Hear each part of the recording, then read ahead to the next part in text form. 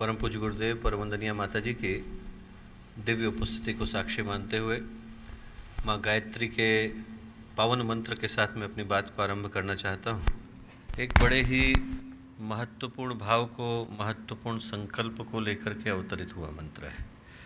ये याद दिलाने का मंत्र है कि हमारी परंपरा के अंदर सबसे मूल्यवान संबंध यदि हमने किसी को माना तो माँ को माना। एक छोटी सी कोशिका होती है, उसका लालन पालन करके, उसका पोषण करके हट्टे कट्टे व्यक्ति में बदल देने का दायित्व माँ का है। और शरीर का पोषण करने वाली माँ तो वो होती है जो हमें जन्म देती है। आत्मा का पोषण करने वाली माँ वो है जिनको हम गायत्री माँ कह करके पुकारते हैं।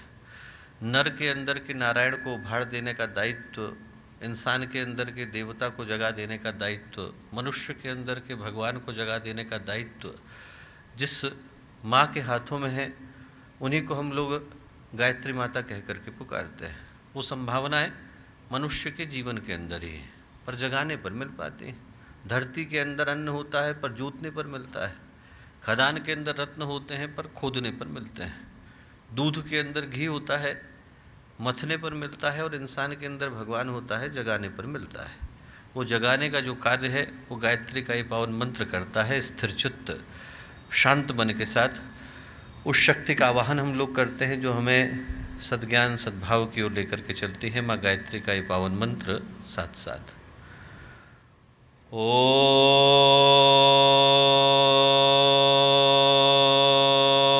भूर्भुवः स्वः तत्सवितुर्वरेण्यं भर्गो देवस्य धीमहि धियो यो नः प्रचोदयात्।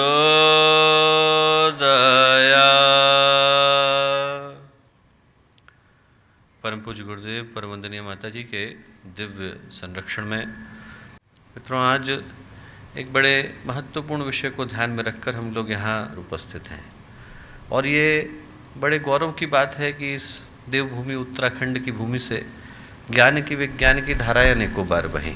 न जाने कितने योगियों ने, तपस्वियों ने, न जाने कितने चिंतकों ने, विचारकों ने, न जाने कितने अध्यात्मवेत्ताओं ने इस भूमि पर एक बार नहीं बल्कि अनेकों बार आकर इस भूमि को कृतार्थ किया, पवित्र किया। और उनके जीवन के संदेश से आज भी ये भूमि अपने आप को गौरवमय, गौरवान्वित अनुभव करती है। और उस लंबी परंपरा में आज का दिन मैं कहूँगा कि एक महत्वपूर्ण सौभाग्य को लेकर के आया है, क्योंकि आज जिस विषय पर चिंतन करने के लिए, बल्कि उद्बोधन को सुनने के लिए हम में से हर व्यक्ति यहाँ पर उपस्थित है।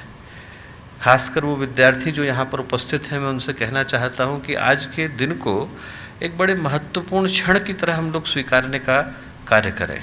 क्योंकि जिस विषय पर आज का ये उद्बोधन अपना प्रस्तुत हो रहा है और जिस व्यक्तित्व के माध्यम से हो रहा है, वो दोनों ही समीकरण जीवन में बड़े दुर्लभ सौभाग्य के रूप में आ पाते हैं। भारत की चेतना को जगाने के लिए, भारत के गौरवशाली अतीत से कुछ सीखने के लिए और भारत के भविष्य को संवारने के लिए, इन तीन चीज़ों को ध्यान में रखकर आज के इस व्याख्यान का आयोजन किया गया है।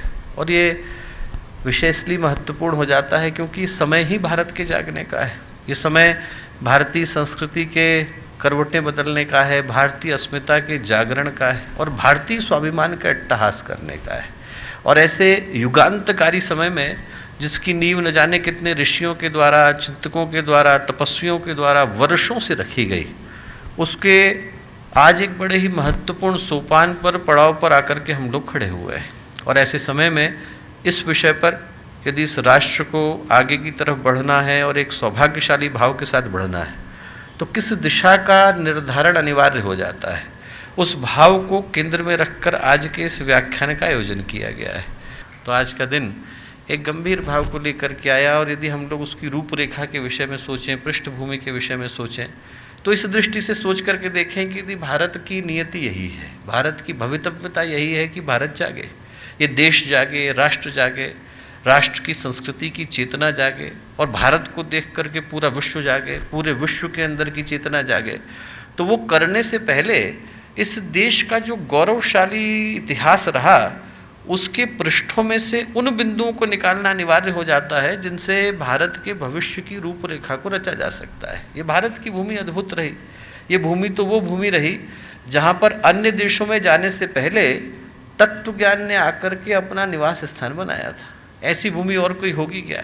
आप सोच करके देखो। भारत की भूमि तो वो भूमि है जहाँ पर मेरी दृष्टि में यहाँ की जो कलकल करती नदियाँ हैं वो भी भारत के आध्यात्मिक प्रवाह का ही प्रतीक है। ये वो भूमि है जहाँ पर जो ऊंचा खड़ा हिमालय है वो भी स्वर्ग को अपनी गोद में लेने के लिए बेताब नजर आता है।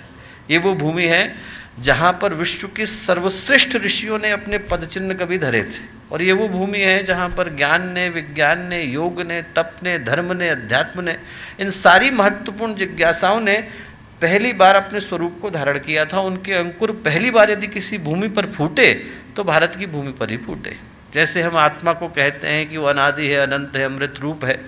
उपनिषद के ऋषि कहते हैं शृण्वन्तु विश्वे अमृतस्य पुत्रा, और गीता में भगवान कहते हैं जो नित्यो शाश्वतोयम पुराणो न हन्यते हन्यमाने शरीर, इसको नष्ट नहीं किया जा सकता। वैसे ही भारत की भूमि को नष्ट कर पाना संभव नहीं।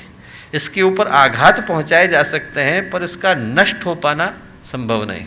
और ये हम लोगों के लिए गौरव की बात है कि उस भारत की भूमि की संतान हम लोग हैं, जहाँ पर कभी भारतीय चिंतन ने इस आधार पे अपने स्वरूप को प्राप्त किया कि हम लोगों ने व्यक्तित्व के परिष्कार से, चिंतन की तेजस्विता से, विचारों के प्रवाह से, भावनाओं की उदात्तता से, आदमी के अपने आचरण की पवित्रता से भारतीयता को, राष्ट्रीयता को परिभाषित किया। उस भारत की भूमि की एक खास बात रही कि यहाँ पर एक से एक बढ़ कर के व्यक्तित्व आए। आप विश्व का इतिहास उठा करके देखिए, हिस्ट्री ऑफ सिविलाइजेशन को पढ़ करके देखिए, आप पाएंगे कि दुनिया में न जाने ऐसे कितने देश हैं जहाँ पर एक से एक बढ़ कर के लड़ाके हुए, एक से एक बढ़ कर के बर्बर राजा हुए, पर वहाँ पर ज्ञानी कितने मिलेंगे, चिंतक कितने मिलेंगे, वहाँ पर भक्ति का आलिंगन करने वाले कितने मिलेंगे। भारत की भूमि का ये सौभाग्य रहा कि यहाँ पर जब हमारे अंदर का शौर्य जागा तो हमने यहाँ पर राणा प्रताप को जन्म दिया, छत्रपति शिवाजी को जन्म दिया, पृथ्वीराज चौहान को जन्म दिया, हमारे यहाँ से राजा भोज निकले, हमारे यहाँ से एक बढ़ कर के राजा छत्रसाल निकले, न जाने कितने शहीद निकले। जब हमारे अंदर का शौर्य जागा तो हमने शूरमाओं को जन्म दिया, हमारे अंदर का ज्ञान जागा तो पतंजलि आए, हमारे अंदर से बुद्ध आए, महावीर आए, हमारे अंदर से ऋषि आए, एक से एक बढ़ कर के चिंतक आए, शंकर आए, रामानुज आए, मध्व आए।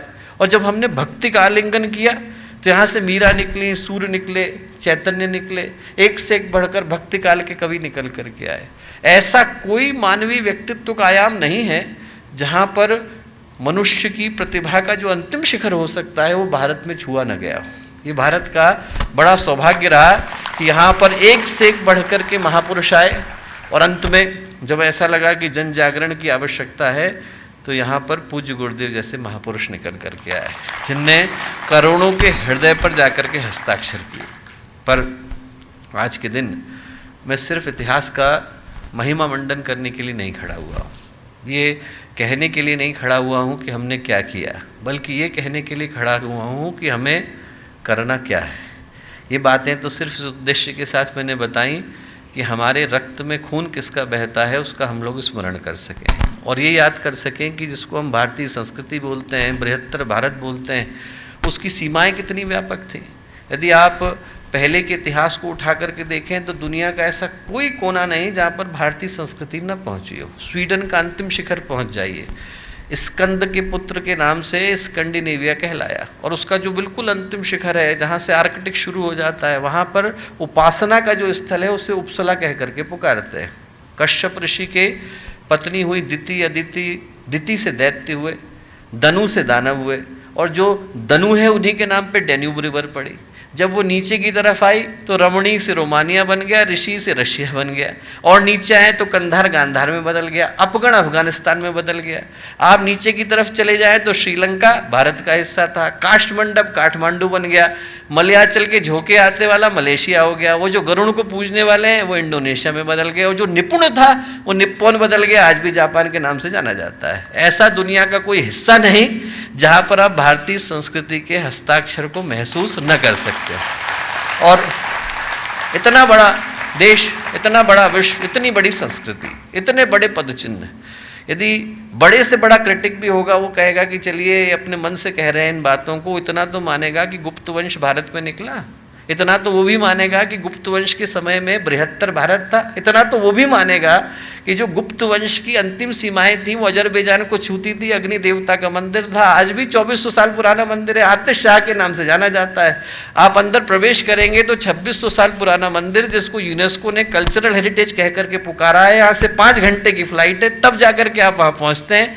प्रवेश करते समय में लिखा हुआ है ओम गणेशाय नमः, ओम सरस्वती नमः, अग्नि देवता का मंदिर है।